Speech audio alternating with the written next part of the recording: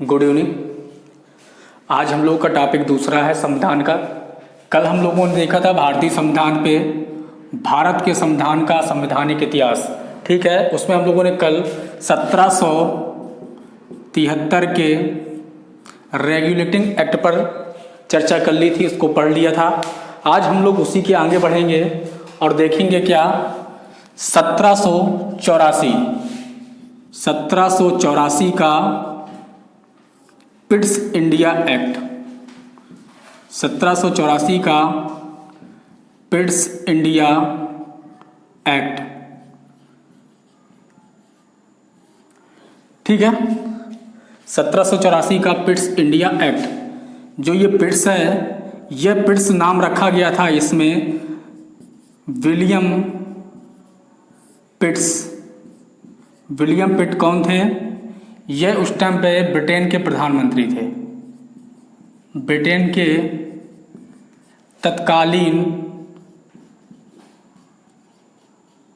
के तत्कालीन प्रधानमंत्री के नाम पर इस एक्ट का नाम पिट्स इंडिया एक्ट रखा गया था।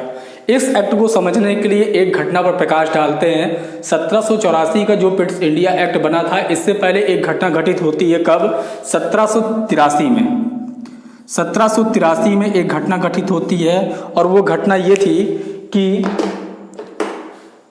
कंपनी का जो अधिकार था, अब कंपनी के अधिकार की राजनीतिकरण को सीमित करने के लिए ब्रिटिश संसद में क्या किया जाता है, एक प्रावधान लाया जाता है, एक प्रस्ताव लाया जाता है, जिसको बोलते हैं लॉर्ड्स ऑफ हाउस।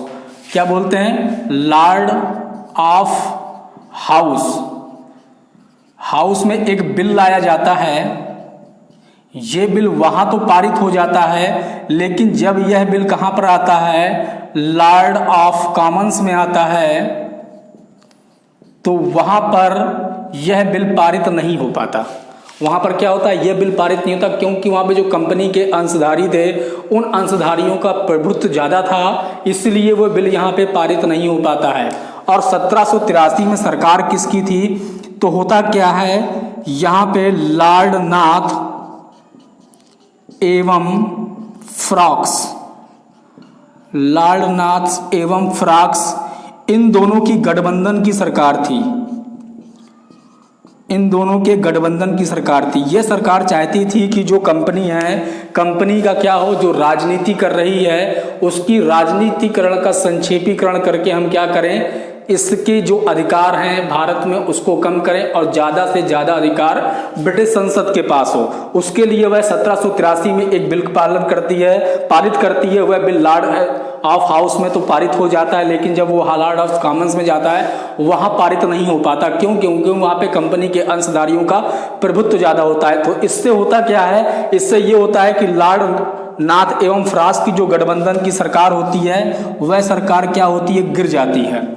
सरकार गिर जाती है। ठीक है, ये सरकार गिर जाती है। अब इससे बहुत अच्छा एक क्वेश्चन बनता है। क्वेश्चन ये बनता है कि किसी भी भारतीय मामले में ब्रिटिश सरकार के गिरने का एकमात्र उदाहरण कब मिलता है? किसी भी भारतीय मामले में ब्रिटिश सरकार के गिरने का उदाहरण कब मिलता है? तो आप बोलोगे 1783। कब मिलता है? 1783। किसी भी भारतीय मामले में ऐसा कोई भारतीय मामला गया हो जिसके कारण ब्रिटिश की सत्ता या ब्रिटिश की सरकार गिर गई हो, ऐसा मामला कौन सा था? 1783। ठीक है, फिर क्या होता है, जब 1783 में यह सरकार गिर जाती है, तो इसके बाद 1784 में विलियम पिट्स की अगुवाई में नई कैबिनेट का गठन होता है और नई कैबिनेट के गठन के बाद 1784 में यह नए कंपनी के अनुसार क्या करता है, नए बिल को पारित करता है। ठीक है, और जो नया बिल आता है 1784 का, इसलिए इसको बोलते हैं पिट्स इंडिया एक्ट। क्या बोलते हैं? Pitt's India act. अब इस पिट्स इंडिया एक्ट में क्या क्या प्रावधान किए जाते हैं वो देखते हैं। इसका स्क्रीनशॉट ले लीजिए। पिट्स इंडिया एक्ट के तहत कौन कौन से प्रावधान किए गए थे? सबसे पहला प्रावधान तो ये किया गया था पिट्स इंडिया एक्ट के तहत कि कंपनी के राजनीतिक और आर्थिक दोनों को अलग अलग कर दिया गया था। मतलब कि क्या था कि राजनीतिक आप अलग करिए, आर्थिक आप अलग करिए, एक साथ दोनों चीजों को कंबाइंड मत कीजिए। तो यहाँ पे सबसे पहला पॉइंट ये आया था कि आर्थिक कंपनी के आर्थिक व व्यापारिक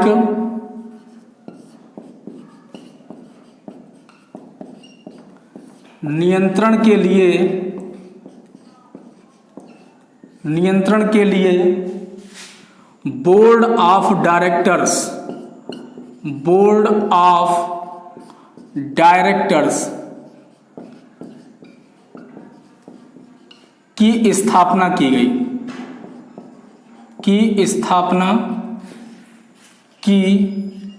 गई, ठीक, तथा राजनैतिक प्रशासन के लिए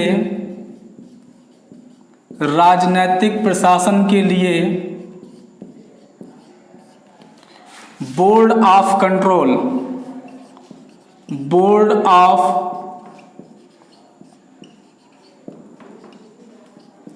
कंट्रोल, जिसे हिंदी में नियंत्रण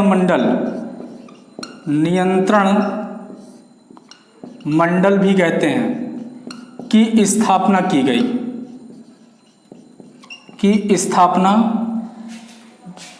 नियंत्रण मंडल नामक नए बोर्ड की स्थापना की गई। याद रखना, इससे पहले जो कंपनी क्योंकि व्यापारिक और आर्थिक नियंत्रण तो करती थी, भारत में व्यापार करने ही आई थी, तो ये जो बोर्ड ऑफ डायरेक्टर्स थे ये तो ऑलरेडी पहले थे, लेकिन राजनीति करने के लिए, राजनीतिक प्रावधान करने के लिए एक नए मंडल की या एक नए बोर्ड की स्थापना की गई जिसका नाम था बोर्ड ऑफ कंट्रोल्स। इसका काम क्या था? भारत में राजनीतिक परिवेश को बढ़ावा देना, ठीक है, नामक नए बोर्ड की स्थापना की गई। याद रखना, जो बोर्ड ऑफ कंट्रोल था, बोर्ड ऑफ कंट्रोल जिसका काम भारत में राजनीतिक परिवेश की स्थापना करना था, बोर्ड ऑफ कंट्रोल में सदस्यों की संख्या अगर पूछे तो इसमें 6 सदस्य थे, ठीक है। और इन सदस्यों की नियुक्ति कौन करता था? इन सदस्यों की नियुक्ति करता था कौन? ब्रिटेन का सम्राट। कौन करता था? ब्रिटेन का सम्राट इनकी नियुक्ति करता था, ठीक है। इन 6 लोगों की जो नियुक्ति होती थी ब्रिटेन का सम्राट करता था, ठीक है। अब क्या था, जो भारत का गवर्नर होगा, दूसरा प्रावधान क्या किया गया? भारत का जो गवर्नर जनरल होगा उसकी नियुक्ति कौन करेगा? यही बोर्ड ऑफ कंट्रोल की जो 6 लोग थे यह नामित करेंगे। इनके नामित करने के उपरांत अंतिम नियुक्ति कौन करेगा? ब्रिटेन का सम्राट करेगा। कौन करेगा? ब्रिटेन का सम्राट करेगा, ठीक है। दूसरा प्रावधान क्या किया गया था? जो भारत का गवर्नर जनरल होगा या भारत का सचिव होगा, या इनकी नियुक्ति कौन करेगा? इनकी नियुक्ति बोर्ड ऑफ कंट्रोल के ये 6 सदस्य नामित करेंगे और अंतिम नियुक्ति कौन करेगा? ब्रिटेन का सम्राट करेगा। तीसरा प्रावधान क्या किया गया? तीसरा प्रावधान ये किया गया कि अगर यहाँ के जो भी कंपनी के कर्मचारी के मामले होंगे, भारत में ईस्ट इंडिया कंपनी के जो आधिकारिक मामले होंगे, ठीक है, अगर उन्होंने कोई अपराध किया है या भ्रष्टाचार किया है तो इसके लिए एक विशेष न्यायालय की स्थापना कंपनी के कर्मचारियों के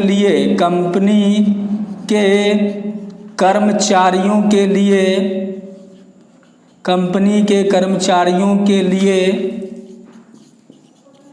एक विशेष न्यायालय की स्थापना, एक विशेष न्यायालय की स्थापना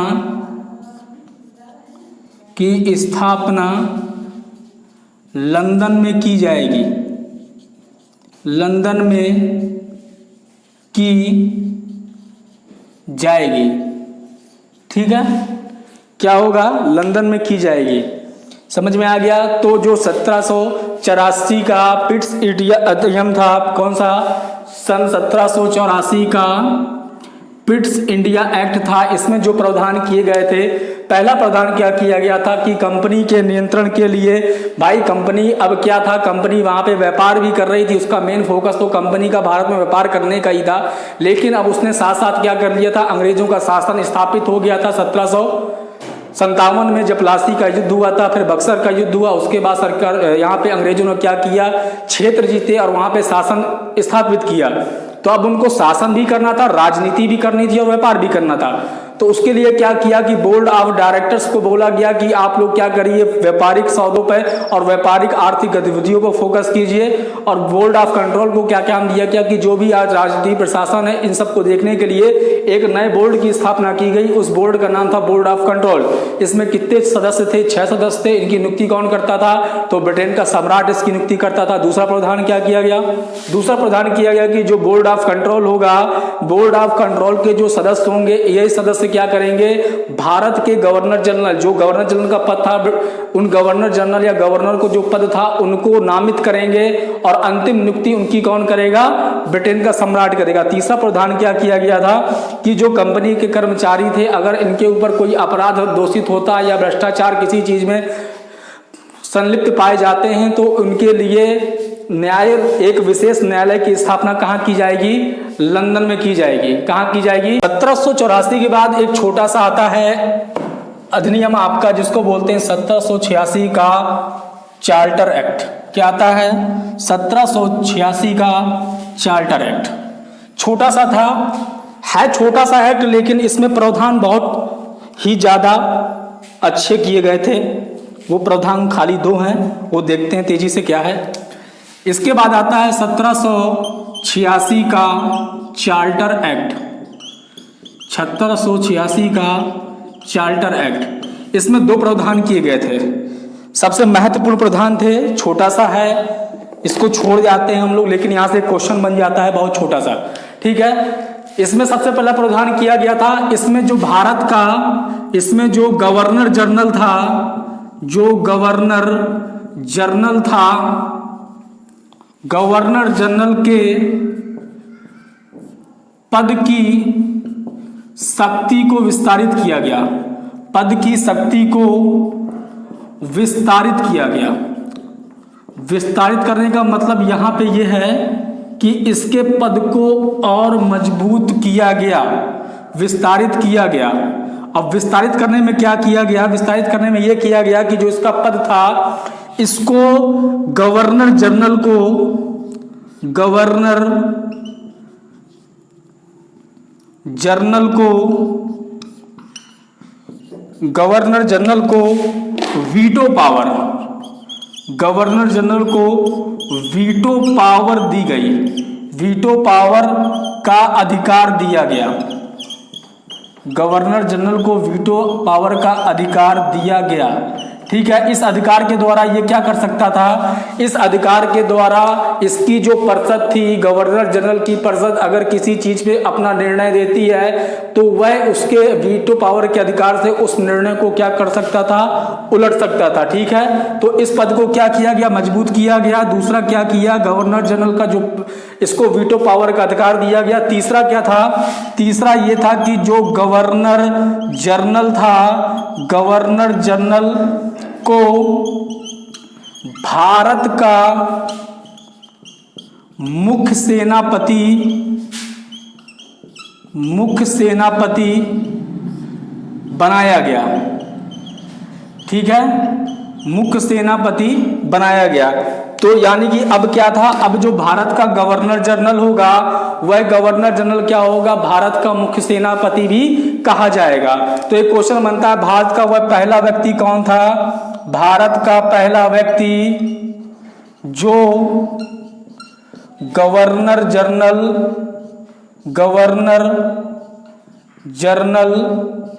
व मुख्य सेनापति दोनों पद में रहा, दोनों पद में रहा। तो याद रखना इसका आंसर होगा लॉर्ड कॉर्नवालिस। लॉर्ड कॉर्नवालिस, ठीक है। कौन थे? लॉर्ड कॉर्नवालिस थे, जो गवर्नर जनरल भी थी और मुख्य सेनापति दोनों थे। ठीक है, दोनों के पद में रहे। जो छोटा सा एक्ट था 1786 का चार्टर एक्ट, इसमें क्या किया था? इसमें गवर्नर जनरल का जो पद था उसकी शक्ति को क्या किया गया? विस्तारित किया गया। विस्तारित करने के बाद जो गवर्नर जनरल को वीटो पावर का अधिकार दिया गया, ताकि वह क्या करे? अपने निर्णय के जो परिषद का निर्णय था उसके परिषद को निर्णय को क्या कर सकता था? वीटो पावर के अधिकार से पलट सकता था। तीसरा क्या किया गया? गवर्नर जनरल को भारत का मुख्य सेनापति बनाया गया। ठीक है, यानी कि जो अब भारत का गवर्नर जनरल होगा वो क्या होगा? भारत का मुख्य सेनापति भी होगा। तो कौन सा पहला व्यक्ति था जो गवर्नर जनरल तथा मुख्य सेनापति दोनों के पद में रहा? तो लॉर्ड कॉर्नवालिस था। कौन था? लॉर्ड कॉर्नवालिस था। स्क्रीनशॉट लीजिए।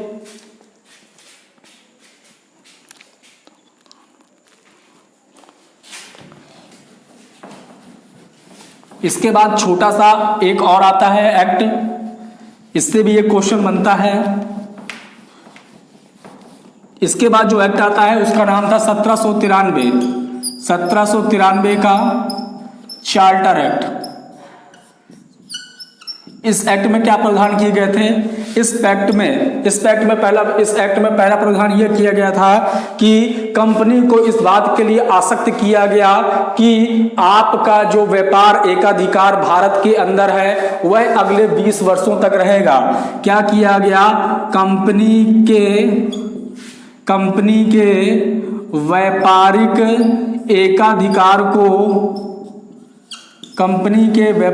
एकाधिकार को अगले 20 वर्षों तक बढ़ा दिया गया। अगले 20 वर्षों के लिए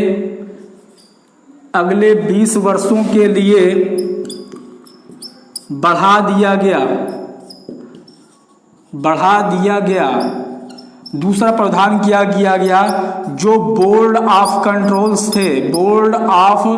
कंट्रोल जिसमें 6 सदस्य थे। कितने सदस्य थे? 6 सदस्य थे, जिनकी नियुक्ति कौन करता था? ब्रिटेन सम्राट करता था। बोर्ड ऑफ कंट्रोल के सदस्यों का वेतन भत्ता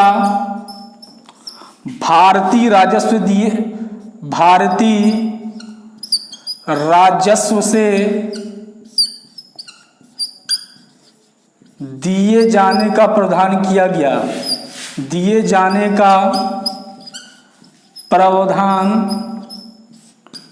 किया गया। ठीक है, ये दो मुख्य बातें थी 1793 के चार्टर एक्ट में। क्या? कंपनी के व्यापारिक एकाधिकार को 20 वर्षों तक के लिए बढ़ा दिया गया। मतलब कि भारत के साथ कौन व्यापार कर सकता था? कंपनी ही कर सकती थी। ब्रिटेन के आम नागरिक भारत में आके व्यापार नहीं कर सकते थे। दूसरा क्या किया गया था? जो बोर्ड ऑफ कंट्रोल राजनीति करने के लिए 6 सदस्य, कितने सदस्य? 6 सदस्य जो बोर्ड ऑफ कंट्रोल की स्थापना की गई थी 1784 वाले एक्ट में, जिनकी नियुक्ति सम्राट करता था, उनके वेतन और भत्ते किससे दिए जाएंगे? चलिए अब आगे बढ़ते हैं। 1793 के बाद आता है आपका 1813। कौन सा? 1813 का एक्ट आता है। तो अब देखेंगे जल्दी से 1813 का चार्टर एक्ट। इसमें क्या क्या प्रावधान किए गए थे? चार्टर एक्ट, इसमें निम्नलिखित प्रावधान किए गए थे। सबसे पहला प्रावधान क्या किया गया था? सबसे पहला प्रावधान 1813 में किया गया था कि कंपनी के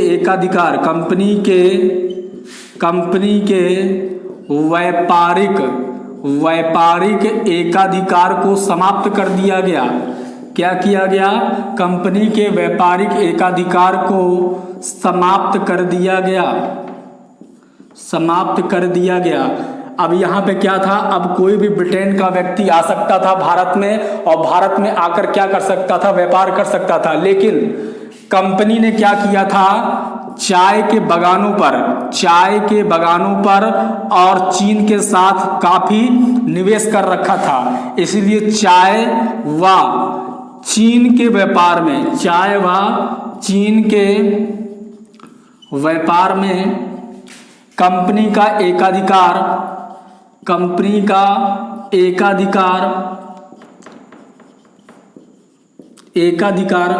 जारी रखा गया।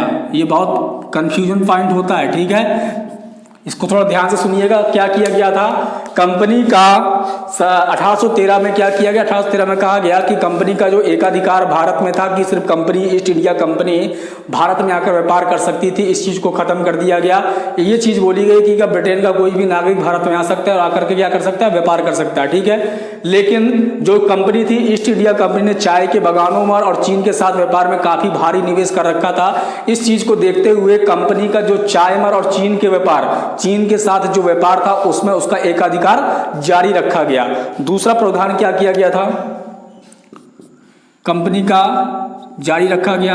दूसरा प्रावधान क्या किया गया, जब ब्रिटेन के लोग अब भारत में आ सकते थे तो यहीं से क्या हुआ, ईसाई धर्म के प्रचार के लिए, ईसाई धर्म के प्रचार के लिए ईसाई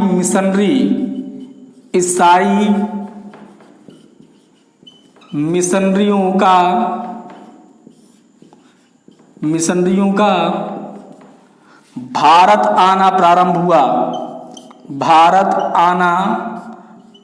हो गया, ठीक है। तीसरा प्रावधान क्या हुआ था, तीसरा प्रावधान किया गया था कि भारतीय शिक्षा के